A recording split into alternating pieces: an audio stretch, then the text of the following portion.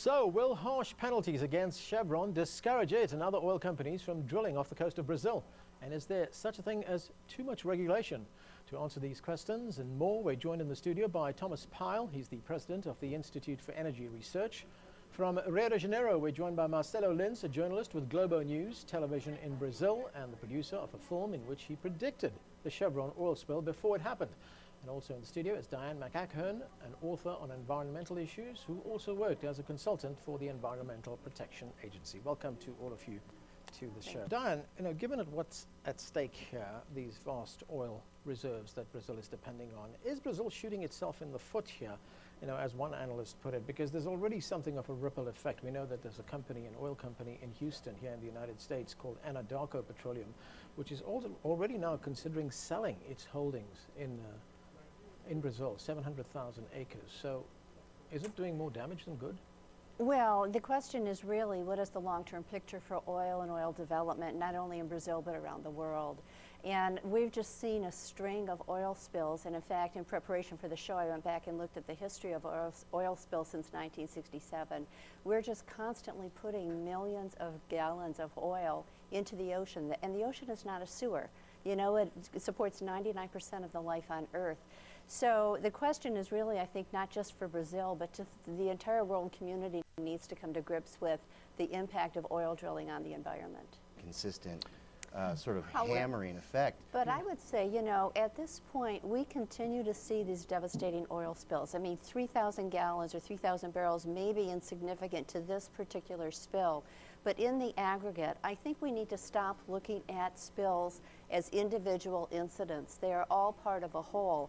And until the entire industry responds, I think the threat of these fines and these criminal proceedings, they should send a chill into the industry, because the industry needs to do a much better job. From all indications, Chevron knew that this particular well, that it was under very high pressure, and it sounds like going into this process, there was really the threat sort of understood that there could be an accident. And we have to really take action up front, and if they think they're going to have an $11 million or $1 billion fine, whatever it is, then perhaps they'll be more cautious at the front end. Dan, what is the ideal situation here? I mean, you heard Marcelo earlier on talk about the risks that are prevalent in drilling for oil. I mean, is it balancing those risks against the benefits for the country, or is it just shutting down the wells altogether?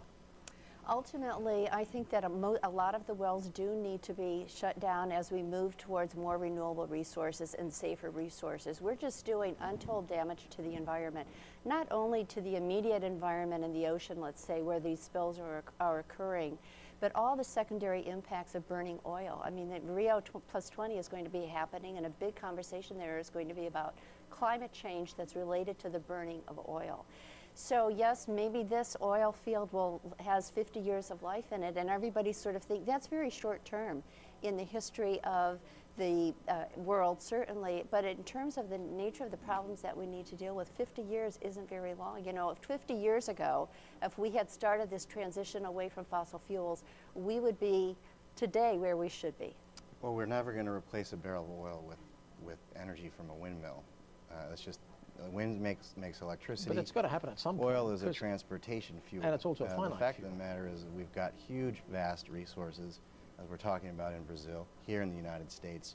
So the question is how do you deal with the reality that we're an oil-based society and not be in a position in any 50 years, I would argue 100 years, to replace oil with wind or solar or some of these other alternatives. The market will sort that out, but in the interim, countries deserve the ability to grow. Countries deserve the ability to expand their middle class, and that's what you're seeing in these developing nations around the world. And I, for one, think it's a great thing. Well, we certainly want developing nations, we want all nations to be able to raise their standard of living to the degree that they want to. But to do it on the back of a fuel that has been proven to cause so many problems continues to be, I think, very short-term thinking.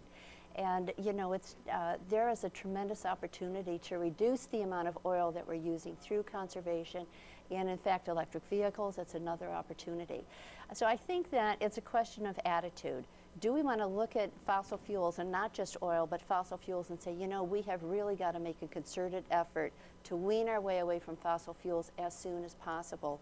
Or do we continue to invest untold billions of dollars in a fuel that's going to contribute to climate change, air pollution, water pollution, and all of these other environmental problems that are very difficult to clean up? Diana, something that Marcelo brought up over there, and that was how regulations are administered in Brazil. I mean, you know, Brazil, for instance, passed environmental laws 12 years ago. A lot of those laws have not been enforced. Is that the problem?